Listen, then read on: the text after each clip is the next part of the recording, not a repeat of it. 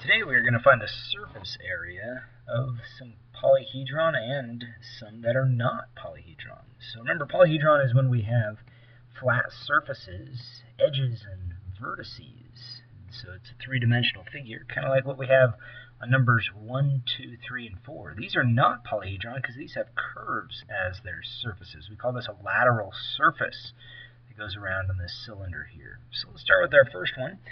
What I would do is I would picture this as a three-dimensional figure, but showing the hidden side. So I'm going to go ahead and do this. I'm going to draw a dashed line going straight down and then over in this direction. And this line that I went over is parallel to the one that's going horizontal down below. And then another line that is parallel to these shorter distances here. And so that way you can see the different sides. So basically there's 6 sides. However, on a rectangular prism, we've got 2 sets of sides that are the same. So, for instance, this front face right here, and if I was to shade it, it would be right in this region here. So this front face that I just shaded, that is equal to one exactly on the back side, right over there where I put that dot. And so I'll go ahead and erase that part.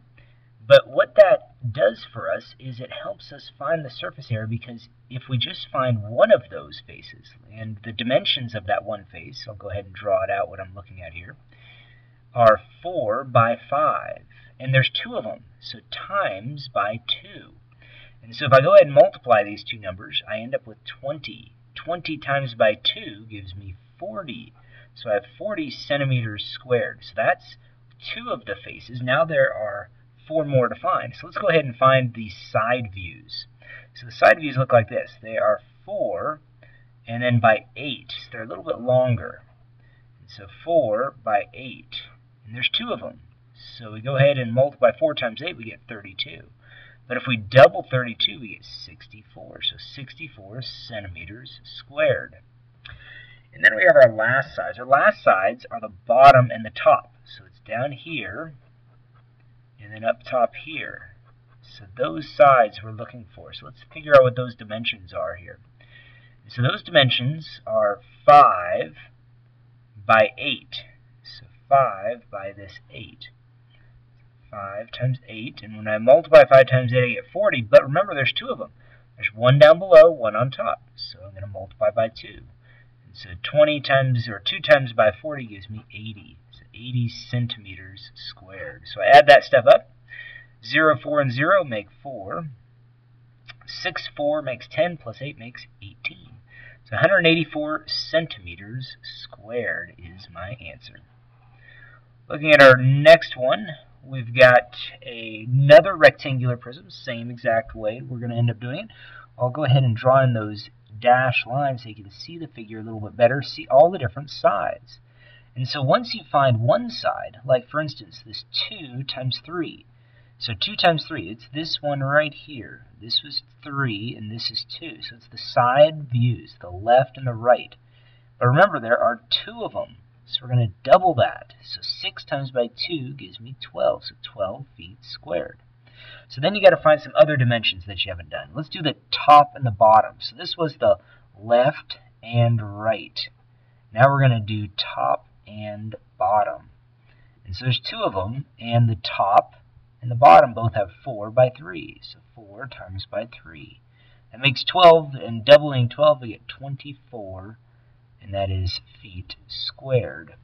And then we've got the top and the bottom, so now we have the front and the back. So F and B, front and back. So there's 2 of them, and the front is 2 by 4. So 2 times by 4. So that makes 8. Doubling 8 gives me 16. So 16 square feet. So I'm just adding that stuff together. 4 and 6 make 10, and 2 make 12. Carry a 1. Makes 2, 4, 5, so 52 square feet. Well, those are rectangular prisms. Let's move on to a different figure. This is called a pyramid. This is a square-based pyramid. And so you always name the pyramid by its base, and it's a square in this case, because this is 6, so this has to be 6 here. So basically what we have are a square, and our square, just have one of them, is 6 by 6. So that makes 36. So 36 meters squared. Now we have 4 of these triangles. Now let's look at the triangle. The triangle has a base of 6. That's the base 6, but then the distance between the vertex and the base is called the altitude or height, and that is 7 units, so 7 meters. And so remember, we're multiplying this by 4 because there's 4 of those triangles. You can count them. Each of the sides of the base has a triangle. So we go, the area for a triangle is 1/2 the base times by the height. And then we're going to multiply that by 4 because there's 4 of those triangles. So 1/2 of 6 is 3. 3 times 7 makes 21 times by 4. And that gives me 21 and 4 equals 84. So 84 square feet. So we've got this 84 square feet and the 36 square feet. So we need to add those numbers together. So I'm going to add the 36 to the 84.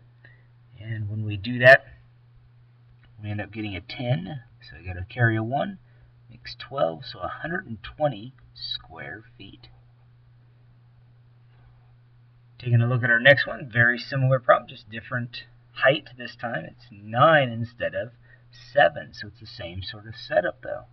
It's the area of a square, so 6 by 6. And then there's 4 triangles. So times by 4. So we go ahead and substitute our base and height into this triangle here. We got 6, and the height there is 9. So let's go ahead and multiply out here. We got 36 square feet. And then over here we have 4 multiplied by 1/2 the base times by the height. Well, 1/2 of 6, again, we did that before. That's 3. 3 times 9 makes 27. I got a quadruple 27. So when I go ahead and multiply that, I get 28, carry a 2. 4 and 2 make 8, plus 2 makes 10. So 108 square feet. So I'm adding this 36 to this 108. And so when I add those numbers together, it gives me 14. And it's carry an extra 1, so it makes 4 and 1. So 144 square feet. Our last types of problems are cylinders. And cylinders are basically 2 shapes. You've got a circle, and there happens to be 2 circles. You have a circle on top and on the bottom. So you can see that. There's the top one, there's the bottom one. And then this lateral surface, if we pulled it apart, cut it down the middle, it would make a rectangle. So there's another circle here. So this is called a map diagram of it, and it's basically a 2-dimensional representation of this 3-dimensional figure. Well, the circles those are just base, or the pi r squared, and so we need the radius. So there's my radius, and so I've got 2 of these circles, and we said it was pi times r squared. Now we're going to leave the answer, write the answer in terms of pi, because pi gives us an exact answer. If we ended up using 3.14, this is just an approximation. So it's an approximate. But leaving it in terms of pi gives us an exact answer, and that's what we're going to find. So we have 2 of these circles, and then we've got this lateral surface. Well, this is the height, and the height is 8 in this case. Well, the distance around the circle, called our circumference, is this distance here. So the circumference equals diameter times by pi. Well, the diameter of the circle is 8. Remember, it's the distance all the way across. So all the way across is 8. And so 8 times by pi gives us the circumference. That is the distance around this circle. So now we're ready to do our work here. So we're going to do d pi times by h. So I've got 2 circles, pi r squared, and then this lateral surface, which is the diameter times by pi, the circumference that fits around or wraps around the circle, times by the height. So notice this is the circumference, this is the distance around, times by the height. That's what I'm doing there. And so I go ahead and plug in my numbers. I have 2 pi and then r squared. So I have 4 being squared plus diameter, which is 8, pi times by 8. Do some more work there. This is 16 times by 2 makes 32 pi. Plus, and then I get 64 pi. Well, when I add this stuff together, I end up with 96 pi. So 96 pi and then centimeters squared is my answer. So if we wanted to approximate what the answer is, we would go ahead and substitute that 3.14 in for pi. One more problem, very similar to the last. Same sort of thing though. Notice that you've got two circles. You've got the top and the bottom. So we're going to go 2 times pi r squared. Then we got this lateral surface. So notice it's the distance around this is the circumference. So that's this long distance here that I'll draw. So this is our circumference. Here's one of the circles. Here's the other circle. So this is going to be diameter, which is 4 times by pi. That's the circumference of that circle. The height is just 10. And so that's what we're going to do. We're going to do we're going to do the distance around, or the diameter of this, so 4 times pi times by 10, which is the height. So all I have to do now is substitute the r value in there, which is 2 in this case. So 2 pi times 2 squared plus 40 pi. 40 pi because 4 times 10. So 2 squared is 4 times 2 makes 8. So 8 pi plus 40 pi. And that gives me 48 pi.